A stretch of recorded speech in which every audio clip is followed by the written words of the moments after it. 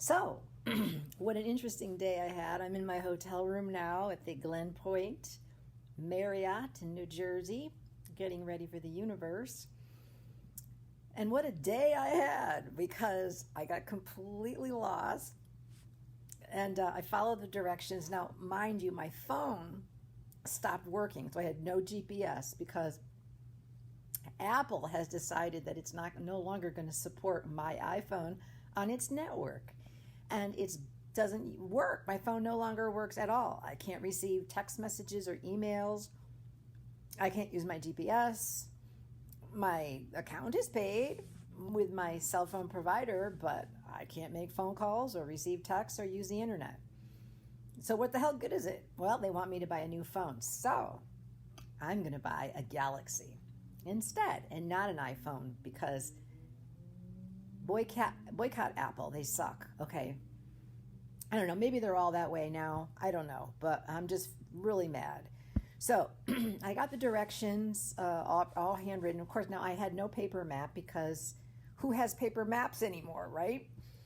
I wish I had one, but I didn't. So I got completely lost, and somewhere around, I was supposed to make some sort of a right-hand turn, but I kept going straight on Route 9. And I ended up freaking down by the ferries on the other side of Manhattan in New Jersey. And there was nowhere to go, so I stopped at a hotel. And they actually had internet, so I looked up the directions. And I went to follow the directions, and the road they gave me was blocked off. Couldn't use that road. So those directions were no good either. So then I stopped and asked, 1, 2, 3 people? And the fourth person told me how to get on the New Jersey Turnpike. But I didn't tell him where I was going, so he probably could have told me. But anyway, I just figured I could figure it out from there. Well, I got on the New Jersey Turnpike south when I should have been going north. And it was at 4 o'clock at rush hour, and it took me 15 minutes or something to get just to the toll. And then realizing that I was going the wrong way. I really thought I was going the wrong way intuitively. So I stopped at this little rest area, and nobody seemed to even know where Teaneck, nobody knew where Teaneck was.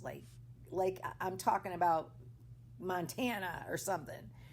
And finally some nice lady let me use her phone, and I heard GPS, and then I figured out how to get back. So that was really key. But now I'm heading south when I should be going north. So I got to the toll booth, and I asked the lady, I made a mistake, can I turn around? So she said, just go around the cones, so I did. And followed the directions and got here. Now, mind you, I left at 1:30. I was going to leave at noon, but it freaking took me almost 4 hours to get here. Unbelievable. It was unbelievable. But I made it. I prayed to God. God sent me, and I was so nervous I was going to miss my check-in time and everything. This is crazy. Anyway, so I'm here. I'm in my hotel room, and it is beautiful. Now, mind you, I have just gotten my spray tan, and everything is white, and I'm terrified that I'm going to get white all over these beautiful, beautiful sheets and comforters and stuff. So I brought my own pillowcases, and then I brought a blanket I got from the Goodwill, and I got my long, crappy nightgown on, so it doesn't matter. And I'm laying on a towel that I have from AC Bikinis, Angel Competition Bikinis. So I'm good. And then I went to use the TV. TV doesn't work. So I thought, well, I never watch TV, so wouldn't that be kind of fun, right? Oh no, it's all connected to your cell phone. Everything is connected to your cell phone now. You can't do anything without being in the freaking matrix, I'm telling you. I just thought, I'll watch a Netflix movie. Oh no, they got to have your cell phone number, and then you got to confirm with your cell phone number and then now you've got an account, and they're going to market to you. You can't even watch just regular old television anymore. It's getting worse and worse. I'm telling you, it's ridiculous. So I'm not doing that. I brought my laptop, and I'm even afraid to log on to the internet because they're gonna charge me all this extra money, right? And I'm like, so I'm just gonna read, like old-fashioned, old school read. I actually brought one of my books, Dr. Buttar, 9 Steps to Keep the Doctor Away. I'm about halfway through. It's pretty good. It's a good read. And you know what happened to Dr. Buttar, right? Well, they got him. He was a little bit too rebellious, a little bit too outspoken for them, and they got rid of him, poisoned him. So, I'm not a what's the word? Paranoid, because it's definitely true. If you're somebody who knows what's going on and you speak about it, they're going to get you. They're going to get you. They're going to get you eventually. So anyway, let's get back to why I'm here. Okay, so I'm here doing a master's level bikini competition, 60 plus. Not yet met any of my competitors. I met a whole bunch of 50 plus thinking, maybe she's in my class, but nobody so far. Everybody's 50 plus. So I don't know who they are. Somebody's going to be in my class. Anyway, I'm feeling good about what's going on with my body. I'm feeling very stress-free. I have to get up really early because the show starts at 9. And then it's wellness. What do they go? The age classes, and then they go into the open category. I believe that's how they do it. And then it starts with the same with bikini, and Masters Bikini 60 plus is first. So I'll be first going off in the second round, and I have to get everything out of my hotel room because 12 o'clock is checkout, and I have no idea how long I'm going to be in prejudging. And I don't want my stuff to be in here, longer than it should be. They'll charge me a whole bunch of extra money. So I'm going to put my stuff in my car. And some of the people, I met some really cool ladies, and some of them actually are like from the West.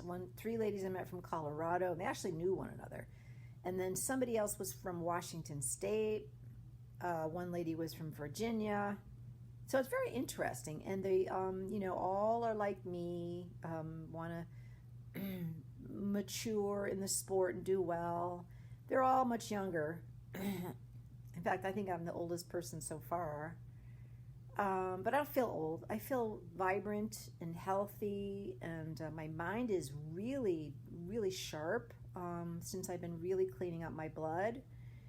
And this competition is important to me because I want to prove that you can indeed reverse your age. You can reverse your chronological age.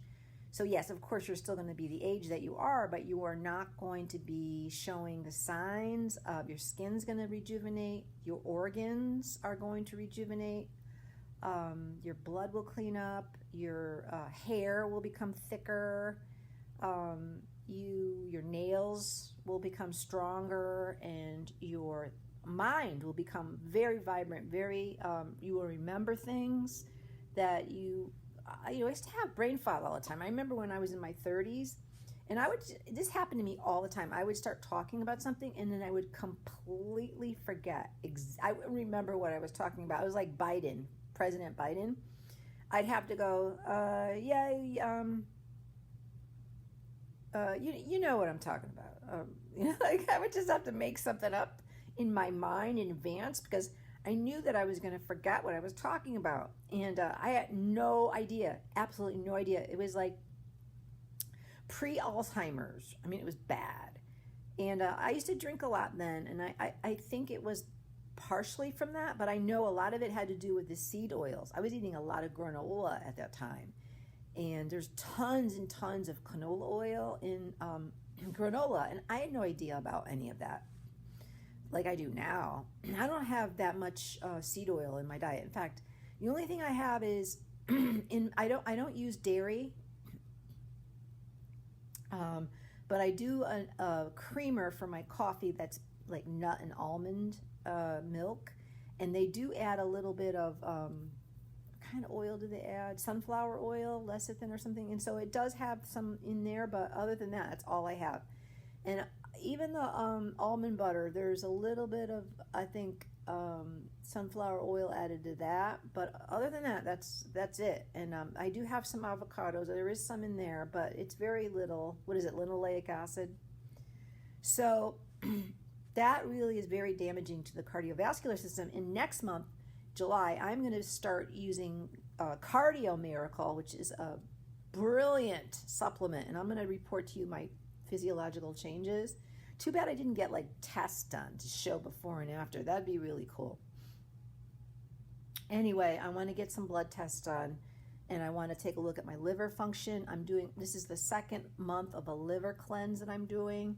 Should do it 3 months in a row. Dr. Edward Group of Global Healing, he says that most people, we'll just talk about Americans, like 98% or whatever it is, really super high percentage of Americans have a liver that's only functioning at about 10%.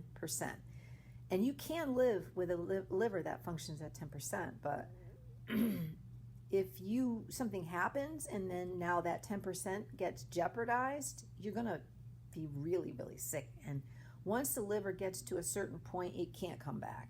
So your liver is a fascinating, powerful organ. It is a very important organ for detoxification. And so it's really important to keep it functioning, and you have to clean it out. Like you change your oil on your car and you change the filter. Same thing with your organ. Your liver is a very important detoxification organ, and you need to clean it out and make sure that it's functioning. So Dr. Group says you should do 3 liver cleanses in a row, and that will bring it up to like, I think he said like 75, 80% of, normal functioning, which is really good. So I don't know if it's possible to get it higher than that because of the toxicity that we live in. And I just got spray tan. Look at all the toxins that I just sprayed into my body. And I should take some charcoal. That's good. Activated charcoal. And I just feel so bad. My phone doesn't work, and so like if there's a problem with my bird or my dogs, I won't be able to know because it really sucks, Anyway, so I got to be at an athlete's. I got to get my next spray tan tomorrow, 6 a.m. They start at 4:30 a.m. I'm not going that early, but 6 a.m. And then I'm going to get the athletes meeting is 7:45. So I think I should probably get my hair done and everything before the athletes meeting. So right after I do the spray tan, then I'm going to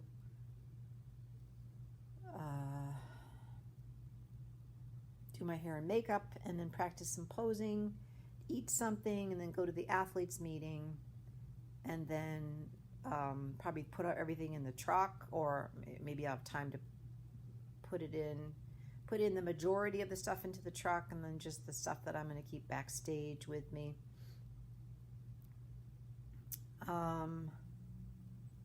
But anyway, here I am. I'm excited, and I feel really powerful. I feel like I'm going to do really, really well. I keep seeing myself in the center. I keep seeing myself on stage feeling really, really good, like just nailing the poses and being dynamic and confident. And, when I tried my suit on the other day and I put makeup on and the jewelry, I looked beautiful, gorgeous, like not how I normally look, but, I created this illusion like I'm this glamorous celebrity, It's fun, but me, I'm not like that. I'm just like, I never wear makeup because, well, I wear a little bit, like my eyebrows and mascara. But it's really not good for your skin. It's not good for your body to wear makeup. I mean, there's tons of heavy metals and arsenic and cadmium and crap. It's loaded in the makeup. And yeah, it makes you look good, but it's really not. If you put that on your skin every single day, it's gonna go. It goes into your body and it clogs up your organs, and it's not good for you. So, doing the contest is fun, and I'm just wanting to really, establish myself as, I guess I want to say like, the credentials of someone who is showing that they can indeed, there's, proof in the pudding, right? Here I am, and this is what I look like, and obviously there must be some intelligence behind this effort. It didn't just happen by sitting on the couch.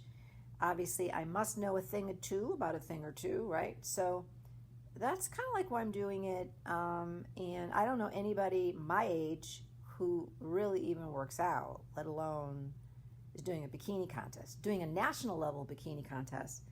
So it's really a big deal for me, and feeling good. I think I look pretty good. I can always look better, right? But I am going to practice more posing. I'm going to eat little carbs before the contest, but I'm not eating anything.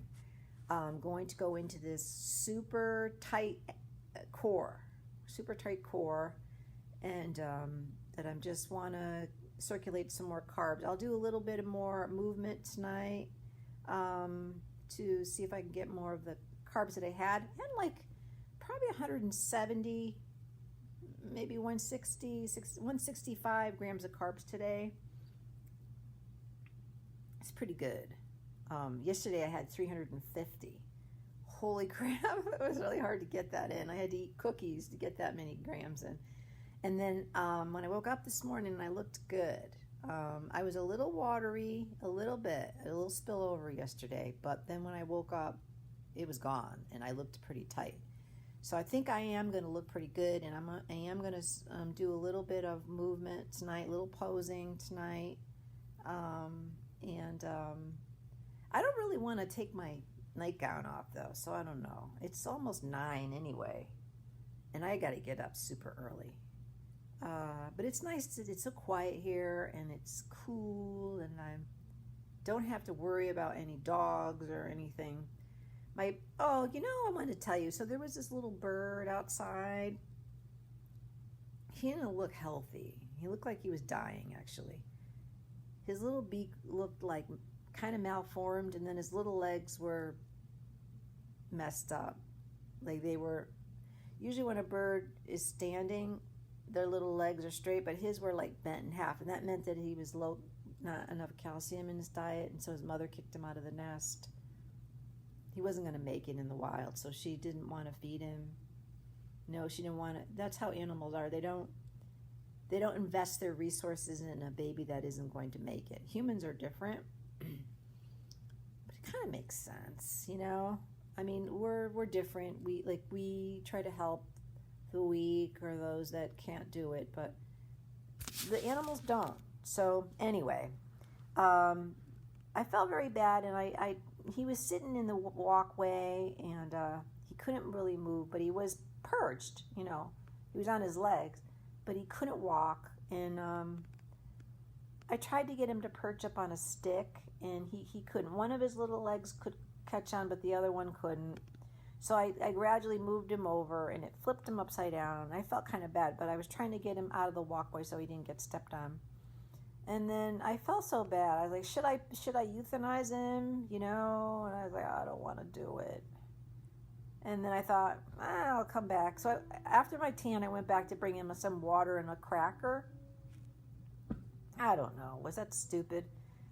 But I felt bad for him, He was just this cutest little guy. He was just a little baby, and he was all alone. And went back, he was gone. So I don't know if a predator animal got him or somebody picked him up or what happened to him, but he was gone. So I kind of hope that it was a predator. I hope it wasn't a person that took him, because, he's just going to die. He can't perch. So This, you know how I know about this is because when I lived in LA, I found a bird too that had fallen out of the nest, and I thought, oh, the little bird, let me help him. So I took him in a little box and I tried to feed him and take care of him, and then I called this in Malibu. Was it Malibu? It was up that way, Calabasas, I think it was. Beautiful area in California, just above LA, Calabasas. I think it might still be in LA County, I'm not sure. But anyway, so I brought him up there to the nature, what do they call it, refuge, where they take in songbirds. They actually do. They take in little birds, and they told me they had to euthanize him because his legs were not formed well because there was a calcium deficiency, and this happened a lot. It happened to a lot of these birds, and so the mothers just kick them out of the nest, and that's apparently happening here in New Jersey too. But I felt really bad, and I tried very hard to help that little bird, and so